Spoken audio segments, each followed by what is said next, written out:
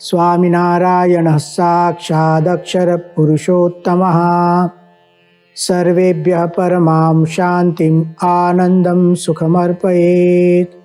वसुदेवसुतं देवं कंसचाणूरमर्दनं देवकी परमानन्दं कृष्णं वन्दे जगद्गुरुम्।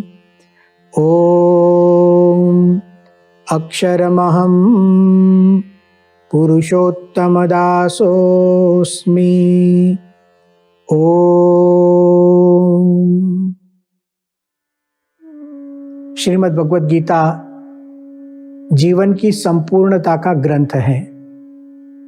हमारे जीवन के जितने क्षेत्र हैं, जितने पहलू हैं, प्रत्येक पहलुओं को उजागर करती है भगवद गीता। प्रत्येक क्षेत्र को समृद्ध बनाती है, उन्नत बनाती है। दूसरे अध्याय में हमने देखा भगवान श्री कृष्ण ने अर्जुन को समाधिनिष्ठ स्थित प्रज्ञ के लक्षण सुनाए और अंत में कहा, एषा ब्राह्मी स्थिति पार्थ नैनाम प्राप्य विमुह्यते स्थित्वास्याम अंतकालेपि ब्रह्म निर्माणम रुच्छति। कोई व्यक्ति ब्राह्मी स्थिति को प्राप्त कर लेता है, उसको जीवन में कभी मोह नहीं होता। नैनाम प्राप्य विमुह्यति। देखिए, इसकी आवश्यकता और अनिवार्यता समझाते हैं। स्थित्वास्याम अंत कालेपि, कोई मनुष्य अपने अंत समय में भी इस ब्राह्मी स्थिति को प्राप्त कर ले तो ब्रह्म निर्वाण मृच्छति, उसकी मुक्ति हो जाती है। स्थित प्रज्ञता, समाधिनिष्ठ स्थित प्रज्ञता श्रीमद् भगवद गीता की एक आदर्श मूर्ति है।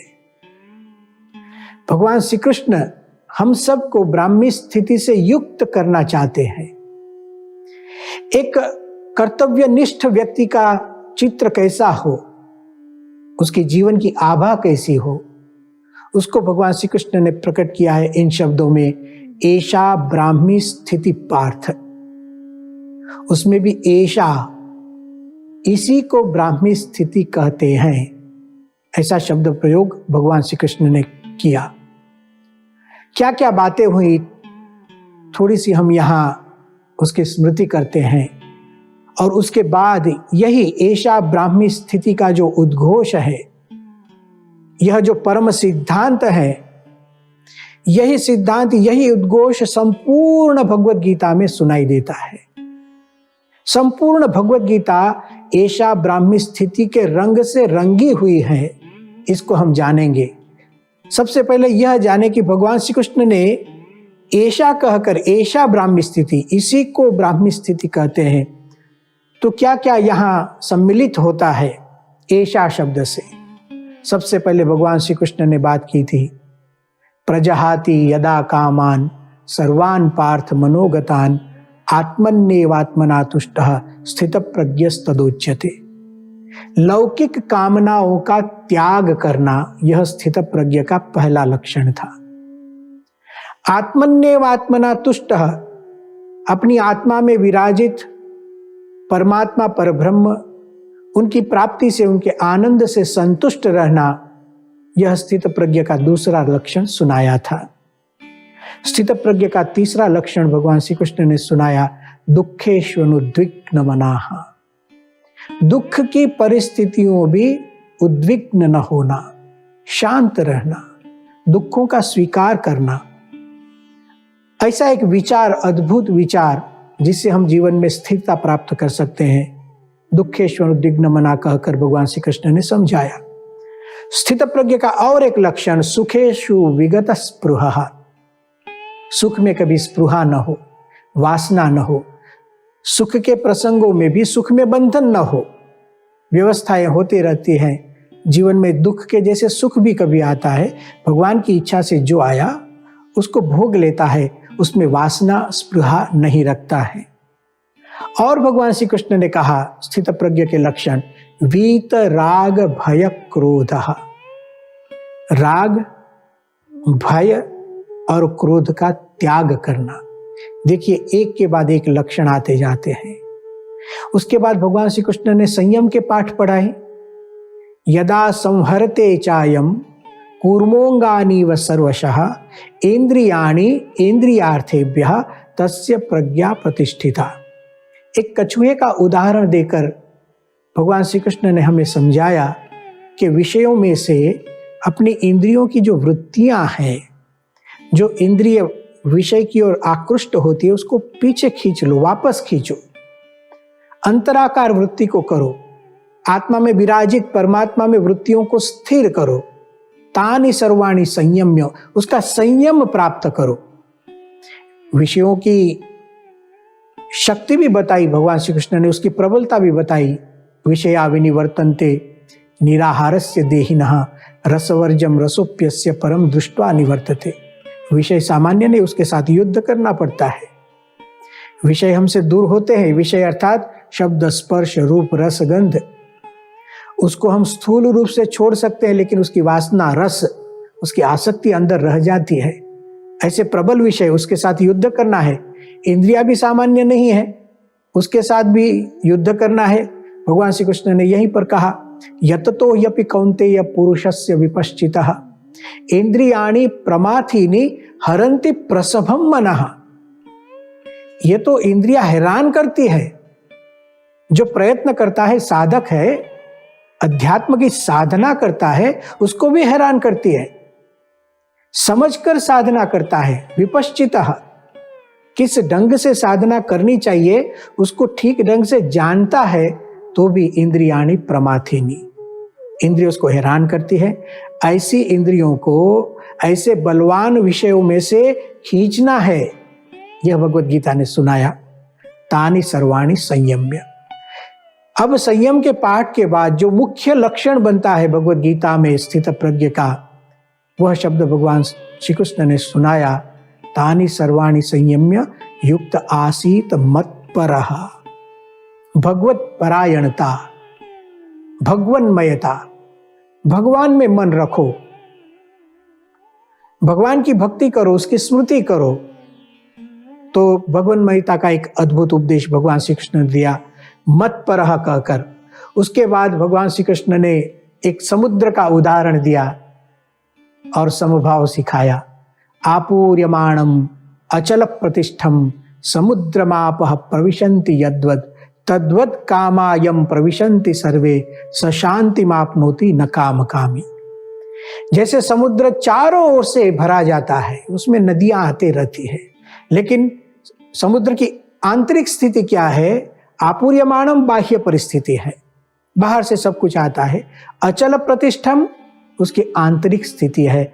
उसी ढंग से बाहर संसार में जो कुछ चलता हो भगवान की इच्छा से, लेकिन स्थित प्रज्ञ व्यक्ति अचल प्रतिष्ठ रहता है। उसका अंतर वैभव, उसमें कभी भी बढ़ाव या उतार नहीं आता है, ऐसा भगवान श्री कृष्ण ने समझाया। ऐसी व्यक्ति को हमेशा शांति रहती है। सशांति मापनोति न काम कामी।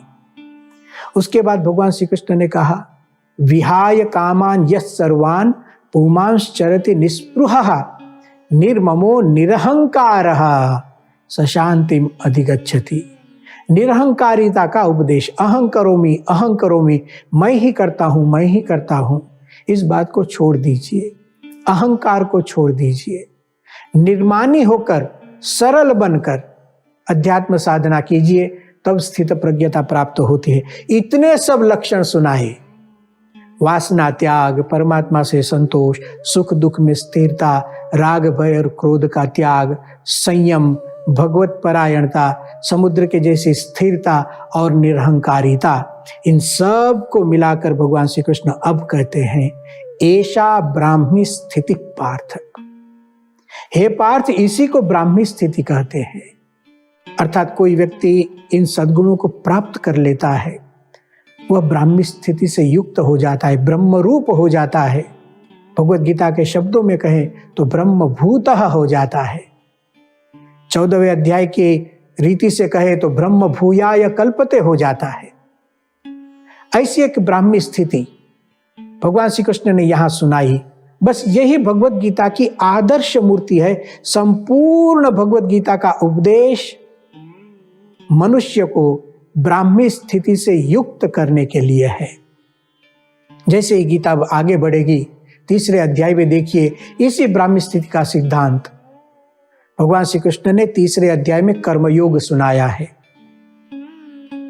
भगवान कहते हैं नहीं कश्चित क्षणमपि जातु तिष्ठत्य कर्मकुत, कोई भी व्यक्ति एक क्षण भी कर्म किए बिना रह नहीं सकता है।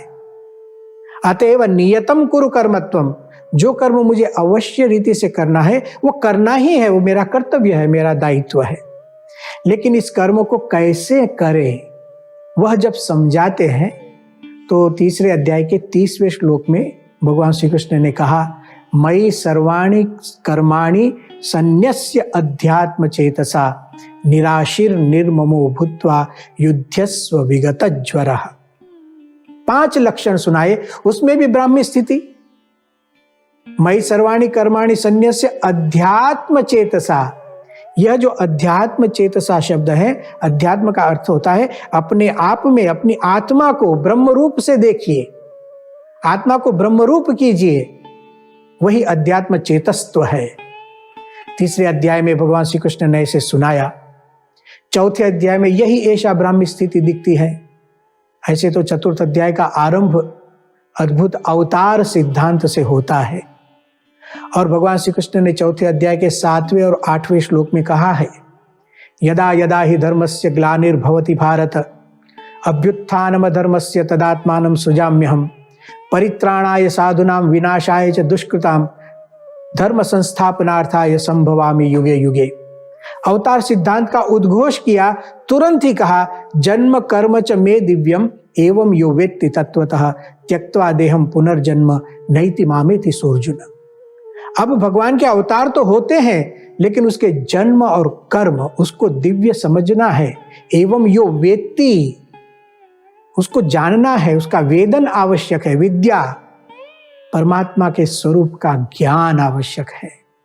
अब भगवान श्री कृष्ण कहते हैं कि यह ज्ञान कब होता है, जब ऐसा ब्राह्मी स्थिति प्राप्त होती है तभी यह ज्ञान होता है। भगवान श्री कृष्ण ने वहां शब्द प्रयोग किया है गत संगस्य मुक्तस्य ज्ञानावस्थित चेतसः। कोई मुक्त पुरुष, ज्ञानी पुरुष, जब उसका चित्त ज्ञानावस्थित चेतसः, ज्ञान में स्थिर होता है। और कौन सा यह ज्ञान है? यही ऐसा ब्राह्मी स्थिति। किस तरह से ऐसा ब्राह्मी स्थिति चतुर्थ अध्याय में आई? ब्रह्मार्पणम ब्रह्म हविः ब्रह्माग्नौ ब्रह्मणाहुतम ब्रह्मेव तेन गंतव्यम ब्रह्म कर्म समाधिना। चतुर्थ अध्याय का 24वां श्लोक। इसे ही भगवान स्वामीनारायण ने ब्रह्म यज्ञ कहा है, योग यज्ञ कहा है, ज्ञान यज्ञ कहा है। तो देखिए, भगवान के स्वरूप का ज्ञान प्राप्त करना हो तो अवश्य ब्राह्मी स्थिति प्राप्त करनी पड़ती है। यह भगवद गीता के चतुर्थ अध्याय में सुनाया गया 5वां अध्याय जो है भगवद गीता का, जहां जीवन मुक्त के लक्षण सुनाए गए हैं। तद्बुद्धयः तदात्मानः तन्निष्ठाः तत्परायणाः गच्छन्ति अपुनरावृत्तिम ज्ञान निर्धूत कल्मषाः। जीवन मुक्त का यह लक्षण है। भगवन्मयता उसमें होती है। तद्बुद्धयः, उसकी बुद्धि में भी भगवान के ही विचार चलते हैं। तदात्मानः, उसकी आत्मा में भगवान की अनुभूति हो। तन्निष्ठा, उसकी निष्ठा भगवान में होती है। एक समभाव को प्राप्त करता है जीवन मुक्त। विद्या विनय संपन्ने ब्राह्मणे गविहस्तिनी शुनि चैव श्वपाके च पंडिताः समदर्शिनः। एक पंडित की अद्भुत व्याख्या, जिसके जीवन में समदर्शिता हो। कोई पढ़ा लिखा व्यक्ति है, उसके लिए भी जो भाव, तो अनपढ़ के लिए भी वही भाव, पशुओं के लिए वही भाव, पक्षियों के लिए वही भाव। वही भाव का मतलब परमात्मा को सगोर देखता है। यह जीवन मुक्त की जब बात होती है, अब देखिए ऐसा ब्राह्मी स्थिति कैसे आता है। यहां जो दूसरे अध्याय में कहा, वही बात 5वें अध्याय में जीवन मुक्त के लक्षण में भगवान श्री कृष्ण कहते हैं, ऐसा जो जीवन मुक्त है, इहैव तैहि जितः सर्गः येषां साम्ये स्थितं मनः। जिन लोगों का मन समता में है, तो समझ लीजिए यहीं पर वो जीत गए, जीवन में युद्ध को जीत गए, मुक्ति को पा गए। क्यों?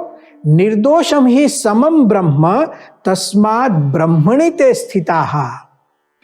यह जो मुक्त पुरुष है, ते ब्रह्मणि स्थिताः। उनकी ब्रह्म में स्थिति होती है। ऐसा ब्राह्मी स्थिति पार्थ। भगवान श्री कृष्ण ने 5वें अध्याय में यही जो दूसरे अध्याय में स्थित प्रज्ञ के लक्षण हैं, वे ही लक्षण 5वें अध्याय में जीवन मुक्त के हैं। देखिए, समभाव न प्रहृष्येत प्रियम प्राप्य, नो द्विजेत प्राप्य चाप्रियम, स्थिर बुद्धि ही असम्मूढ़ो ब्रह्मविद ब्रह्मणि स्थितः। शब्दों को मिलाइए, ये 5वें अध्याय का 20वां श्लोक है।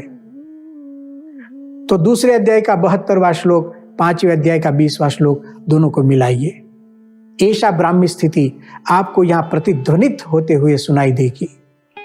ब्राह्मी स्थिति को अवश्य प्राप्त करना है, तभी हम जीवन में सुखी हो सकते हैं। 5वें अध्याय के 21वें श्लोक में भगवान श्री कृष्ण ने कहा, स ब्रह्म योग युक्तात्मा सुखम अक्षयम अश्नुते। जो व्यक्ति ब्रह्म के योग से युक्त होता है, उसको अक्षय सुख की प्राप्ति होती है। ब्रह्म के योग से युक्त होना, ऐसा ब्राह्मी स्थिति पार्थ। 6ठे अध्याय में जहां योग का लक्षण है, योग साधना का निदर्शन है, अद्भुत सुनाया है। उपदेश अद्भुत है। अर्जुन का प्रश्न भी है, चंचलम ही मनः कृष्ण प्रमाथि बलवत दृढ़म तस्याहम निग्रह मन्ये वायोरिव सुदुष्करम। मन की चंचलता दूर करना कठिन बात लगती है। जब अर्जुन ने ऐसे पूछा, तब भगवान श्री कृष्ण ने जब योग के लक्षण सुनाए, कैसे मन को स्थिर करे, इसका उपदेश दिया, उसमें भी ब्राह्मी स्थिति को याद किया है। देखिए भगवान श्री कृष्ण के शब्द, युंजन एवं सदात्मानम योगी विगत कल्मषः सुखेन ब्रह्म संस्पर्शम अत्यंतम सुखम अश्नुते। जो योगी बनता है उसको ब्रह्म के स्पर्श वाला सुख मिलता है। ये ब्रह्म का स्पर्श क्या है? ब्रह्म स्वयं जिस सुख को भोगता है, ब्रह्म परब्रह्म के सुख को भोगता है। तो जो जीवन मुक्त होता है, ब्राह्मी स्थिति को प्राप्त करता है, उसी को भी यही सुख मिलता है। ब्रह्म संस्पर्शम अत्यंतम सुखम अश्नुते। परमात्मा का सुख अत्यंत है। तो 6ठे अध्याय में ऐसा ब्राह्मी स्थिति। 7वें अध्याय में ज्ञानी का निरूपण किया है। 4 प्रकार के भक्त, आर्त, अर्थार्थी, जिज्ञासु और ज्ञानी। उसमें ज्ञानी की श्रेष्ठता बताई है भगवान श्री कृष्ण ने। तेषाम ज्ञानी नित्य युक्तः एक भक्तिर विशिष्यते ज्ञानित्वात्मैव मे मतम। तो क्या है विशेषता ज्ञान की? उसके ज्ञान की विशेषता क्या है? वह ज्ञान यज्ञ करता है। जैसे 4th अध्याय में अभी हमने कहा, ब्रह्मार्पणम ब्रह्म हविः ब्रह्माग्नौ ब्रह्मणाहुतम। और भगवान स्वामीनारायण ने भी कहा कि गीता के ज्ञानी की विशेषता क्या है। स्वामीनारायण भगवान कहते हैं, गीता के ज्ञानी की विशेषता यही है, वह ब्रह्म रूपता को प्राप्त कर लेता है। ब्राह्मी स्थिति तो 7वें अध्याय में भी हमें सुनाई देती है। 8वें अध्याय में तो इसी ब्रह्म का निरूपण है। पहले इस श्लोक में अर्जुन ने पूछा है, किम तद ब्रह्म, यह ब्रह्म क्या है? भगवान श्री कृष्ण ने कहा, अक्षरम ब्रह्म परमम, जो अक्षर है वही ब्रह्म है। और इसी अक्षर की महिमा सुनाई। यदक्षरम वेद विदो वदन्ति विशन्ति यद्यतयो वीतरागाः यदिच्छन्तो ब्रह्मचर्यं चरन्ति तत्ते पदम संग्रहेण ब्रवीमि ओम इत्येतत्। अब देखिए, श्रीमद् भगवद गीता का जो 9वां अध्याय है, उसके 15वें श्लोक में फिर से ज्ञान यज्ञ की बात आती है कि कुछ लोग ज्ञान यज्ञ से मेरा पूजन करते हैं और इससे मैं प्रसन्न होता हूं। तेषाम अहम इष्टः स्याम, ऐसा शब्द प्रयोग किया। 10वें अध्याय में भगवान ने विभूतियां सुनाई है। 11वें अध्याय में भगवान ने विराट स्वरूप दिखाया है, लेकिन उसके अंत में भक्ति की बात की है। 11वें अध्याय के अंत में जो भगवान का भक्त होता है, भक्तिमान होता है, उसको ऐसे ऐश्वर्य का दर्शन होता है। ऐसा कहकर 12वें अध्याय में फिर से अक्षर, यह ब्रह्म की महिमा, ऐसा ब्राह्मी स्थिति का निरूपण। अर्जुन ने प्रश्न किया है कि कोई अव्यक्त अक्षर की उपासना करता है और कोई आप की उपासना करता है। अव्यक्त अक्षर का मतलब ब्रह्मरूप होना चाहता है और कुछ लोग आपकी उपासना करते हैं। तो ये दोनों में श्रेष्ठ कौन है? भगवान श्री कृष्ण ने स्पष्ट कर दिया कि जो मेरी उपासना करते हैं, अर्थात भगवान की उपासना करते हैं, वे ही श्रेष्ठ हैं। लेकिन जो अव्यक्त अक्षर की उपासना करते हैं, मतलब ब्रह्मरूप होना चाहते हैं, वह भी ठीक है। ब्रह्म रूप हुए बिना मेरी उपासना शक्य नहीं। और इसलिए भगवान श्री कृष्ण वहां पर अक्षर ब्रह्म की महिमा सुनाते हैं। अद्भुत महिमा 12वें अध्याय में आती है। और फिर प्रिय भक्त के लक्षण आते हैं अद्वेष्टा सर्वभूतानाम इत्यादि शब्दों से। 13वें अध्याय में ज्ञेय के रूप में, जानने योग्य तत्व के रूप में मत परम ब्रह्म, अनादि मत परम ब्रह्म, यह जो ब्रह्म है वह अनादि है और उससे परब्रह्म परे है। ऐसे ब्रह्म जो है उसकी स्थिति को प्राप्त करना वही ऐशा ब्राह्मी स्थिति है। ऐसे भगवान श्री कृष्ण ने 13वें अध्याय में सुनाया। 14वें अध्याय में तो गुणातीत के ही लक्षण हैं। जैसे दूसरे अध्याय में अर्जुन ने स्थित प्रज्ञ के लक्षण पूछे हैं, उसी ढंग से 14वें अध्याय में अर्जुन ने गुणातीत के लक्षण पूछे। माया के 3 गुण, सत्वगुण, रजोगुण, तमोगुण। भगवान श्री कृष्ण स्वयं कहते हैं 3 गुणान समतीत्य ब्रह्म भूयाय कल्पते। जो मनुष्य माया के 3 गुण से पर होता है, अतीतः, उसको पार कर देता है, गुणातीत स्थिति को प्राप्त करता है, सह ब्रह्म भूयाय कल्पते, वह ब्रह्म रूप होता है। तो ऐशा ब्राह्मी स्थिति पार्थ स ब्रह्म भूयाय कल्पते। दूसरा अध्याय और 14वां अध्याय एक ही ब्राह्मी स्थिति की बात। अब ऐसे ब्रह्म को पाकर जो परब्रह्म की भक्ति करता है उसी को श्रेष्ठ भक्ति कही जाती है। तो 15वां अध्याय वह तो पुरुषोत्तम योग है, पुरुषोत्तम की भक्ति करना है। तो जो अक्षर को समझता है वही पुरुषोत्तम को पा सकता है। यह 15वें अध्याय में कहा जो ब्रह्म रूप होता है वही परब्रह्म की भक्ति कर सकता है। यस्मात् क्षरमतितो हम अक्षरादपि चोत्तमः अतोस्मि लोके वेदे च प्रथित पुरुषोत्तमः। 15वें अध्याय के बाद 16वें अध्याय में दैवासुर संपद विभाग योग, दैवी गुण और आसुरी गुण की बात है। यही ब्राह्मी स्थिति को प्राप्त करने के लिए दैवी गुण प्राप्त कीजिए 16वें अध्याय में। 17वें अध्याय में 3 प्रकार की श्रद्धा, उसमें भी यही बात, ब्रह्म स्थिति को प्राप्त करेंगे 3 गुण से पर हो जाएंगे, हमारी श्रद्धा भी गुणातीत हो जाएगी, श्रद्धा भी ब्राह्मी स्थिति को पार प्राप्त कर लेगी। ऐसे 17वें अध्याय में कहा। और अंत में देखिए संपूर्ण भगवत गीता में ऐशा ब्राह्मी स्थिति का रंग एक ही ढंग से चला जाता है, एक तौर हमें यह ब्राह्मी स्थिति सुनाई देती है। अंत में 18वें अध्याय के अंत में अद्भुत कर्म की बात आती है। स्वे स्वे कर्मणि अभिरतः संसिद्धिम लभते नरः। ऐसे 18वें अध्याय में कहा जो व्यक्ति अपने कर्मों में, नियत कर्म में लगा रहता है उसको सिद्धि मिलती है। क्या सिद्धि मिलती है? आगे जाकर भगवान श्री कृष्ण कहते हैं सिद्धिम प्राप्तो यथा ब्रह्म आपनोति। सिद्धि को प्राप्त हुआ व्यक्ति ब्रह्म को प्राप्त करता है। ब्रह्म को प्राप्त करना मतलब ब्राह्मी स्थिति को प्राप्त करता है। और एक बार ब्राह्मी स्थिति को प्राप्त कर लेता है तो भगवत गीता कहती है ब्रह्मभूतः प्रसन्नात्मा न शोचति न कांक्षति समस्त सर्वेषु भूतेषु मद भक्तिम लभते पराम। 18वें अध्याय का 54वां श्लोक। जो ब्रह्मरूप होता है प्रसन्नात्मा बन जाता है, फिर उसको कोई शोक नहीं, न शोचति न कांक्षति, उसको कोई तृष्णा नहीं, समभाव को प्राप्त कर लेता है। समस्त सर्वेषु भूतेषु मद भक्तिम लभते, और मेरी भक्ति को प्राप्त करता है। दूसरे अध्याय से ऐशा ब्राह्मी स्थिति शुरू हुई और ब्रह्मभूत प्रसन्नात्मा तक उपदेश गया। और इस ब्राह्मी स्थिति का उपदेश सुनकर अर्जुन को अनुभूति हो गई और अर्जुन ने कहा नष्टो मोहः स्मृतिर्लब्धा त्वत्प्रसादात् मयाच्युत स्थितोस्मि गत संदेहः करिष्ये वचनम तव। संपूर्ण गीता ऐशा ब्राह्मी स्थिति के उद्घोष से, संपूर्ण भगवत गीता में इस तरह ऐशा ब्राह्मी स्थिति का उद्घोष हमें सुनाई देता है। तो आज हमने सुना कि ऐशा ब्राह्मी स्थिति यही भगवत गीता की आदर्श मूर्ति है। यही श्रीमद् भगवत गीता का जो कर्तव्यनिष्ठ मनुष्य है उसका यथार्थ चित्र है। और भी कुछ इस श्लोक में समाया है, किस ढंग से समाया है हम अगले व्याख्यान में सुनेंगे। ओम शांति ही शांति ही शांति ही।